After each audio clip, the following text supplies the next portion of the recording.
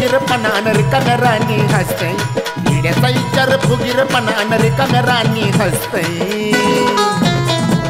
बघा बघा बघा न बघा बघा बघा हे गाव कसं तुला बरं वाटतं का आता ही का बोल नाही वाचा गेली जी त्याला दवाखान्यात न्यालता वाटतं की अबे काय माराला सरपंच तुम्ही काय दुखत के का बे दुखाला का झालो का लागला बोंबलालो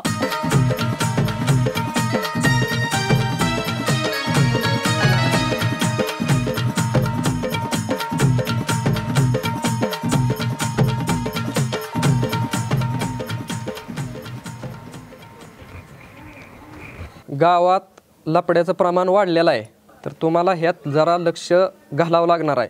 तुम्हाला माहित आहे गावात काय चाललंय ते? काय झालं भाऊसाहेब गावात? पाटील तुमचं असं झालंय काय गाव जळून हनुमान बाहेर. आबासाहेब असं कसं म्हणता गावावर लक्ष नाही कोणाचं?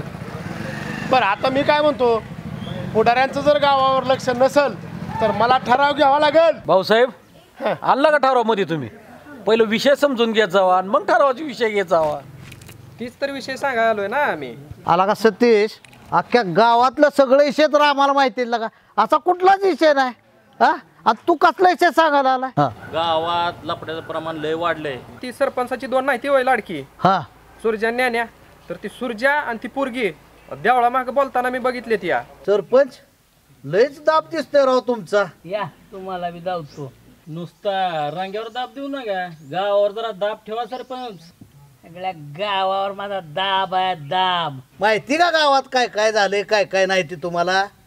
लोक एवढं बी आमच्या दाबाबद्दल माहिती म्हणजे सांगा की मग तुम्हाला कळलं तर कशाला आमासनी नुसतं ताक करताय कंप्लेट. तुम्ही लावलेली दोघं ज्ञानून सूरज केलं की तिने कांड.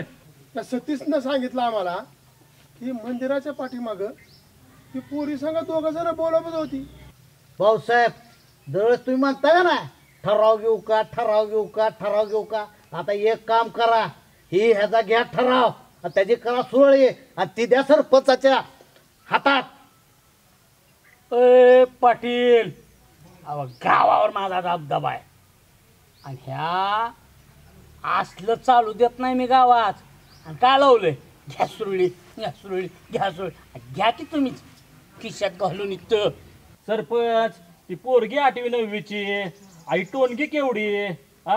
मला नाही गाड्या हे पटलं. कोणाची आई असो बहीण असो अहो आपली आहे आणि काय बी करावं माणसानं कुठनं बी गजरावं पण कोणाच्या नजरातनं घसरू नये आणि कोणाच्या इज्जतीला नाव काढू नये. असली गाबडी कापली पाहिजेत चौकात हाणली पाहिजेत. इज्जत इज्जत आहे आणि आज स्त्रीचा सन्मान करणं हे आपलं कर्तव्य आहे. प्रत्येकाचं कर्तव्य आहे. प्रत्येकानं आपल्या घरापासून सुरुवात केली. काय घडतंय व ही पटलं बघा तुमचं. मुलगी म्हणजे काचेचं भांडं असतं काय एकदा का त्याला तडा गेला की परत अवघड आहे ना. अहो का लागणार आहे गावाचं सांगा ना. ती बदलापूर व्हायला आणि कोपर्डे व्हायला अहो पोटची असती तर कापली असती. असलं नाही जुळायचं आपल्याला. त्या असल्या टुकार पोरांना वळण आणण्यासाठी आमचं महाराष्ट्र पोलीस एकदम सक्षम आहे.